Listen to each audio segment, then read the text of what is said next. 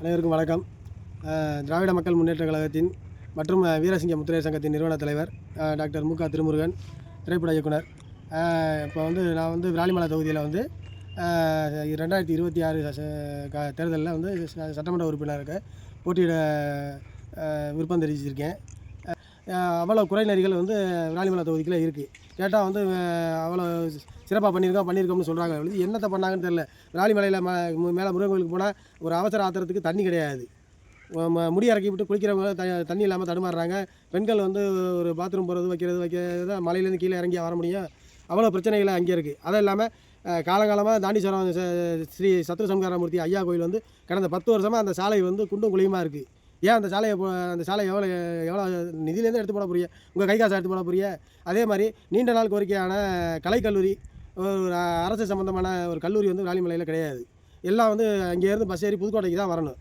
இந்த பிள்ளையெல்லாம் பாவம் மாணவர்கள் மாணவிகள்லாம் அங்கேருந்து காலைல அவ்வளோ சீக்கிரம் வெள்ளனை எழுந்திரிச்சு அங்கேருந்து பஸ் ஏறி இங்கே கல்லூரியை முடிச்சுட்டு திருப்பி இங்கேருந்து போய் பஸ் ஏறி அந்த பஸ்ஸும் சரியான பஸ் வாய்ப்பும் கிடையாது. பஸ் ஸ்டாண்டுகளும் முறையாக கிடையாது.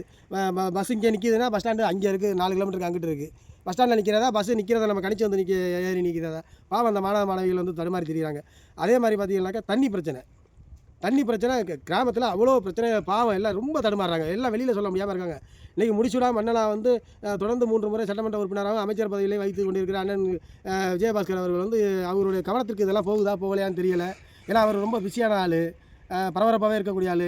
அவர் உழைப்பாளி தான், நான் இல்லைன்னு சொல்லலை, மக்களுக்கு செஞ்சுறாரு தான். ஆனால் இதில் இவ்வளோ விஷயங்கள் இருக்கிய குறைநெறிகள் இருக்கே. இதை சுற்றி இருக்கவங்க சொல்கிறாங்களா இல்லையா, இல்லை அவரை பார்த்தோன்னே நடிக்கிறாங்களா என்னங்கிறதெல்லாம் நமக்கு புரிய மாட்டேங்குது. விஷயத்தை அவர்கிட்ட சொல்ல முடியாது. ஒரே மனுஷன் எல்லாத்தையும் போய் செய்ய முடியாதுல்ல.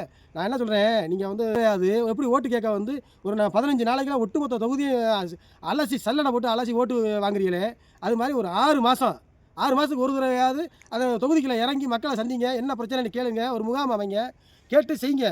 ஏன்னா இப்போ என்ன மாதிரி புதுசாக கட்சி ஆரம்பிச்சுட்டு மக்களுக்கு சேவை செய்யணும்னு நினச்சி வர்றவங்களுக்கு எங்கள்கிட்ட பொருளாதாரம் கிடையாது, வசதி வாய்ப்பு கிடையாது. அதிகபட்சம் ஒரு ஆட்டோ, ஒரு 10 2 வீலரில் தெரியலாம், சொந்த பந்தம் நட்பு வட்டாரத்தோட.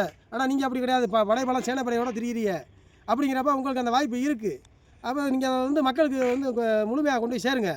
என்னால் முடிஞ்ச கோரிக்கை நான் தான் சொல்ல முடியும். அதே மாதிரி 2026 சட்டமன்ற தேர்தலில் கண்டிப்பாக நான் போட்டிடுவேன். மக்கள் எனக்கு வாய்ப்பு அளித்தாலும் சரி, வாக்கு அளித்தாலும் சரி, வாக்கு அளிக்காட்டியும் சரி, நான் மக்களுக்கு என்ன சேவையோ அதை நான் கண்டிப்பாக செய்வேன்.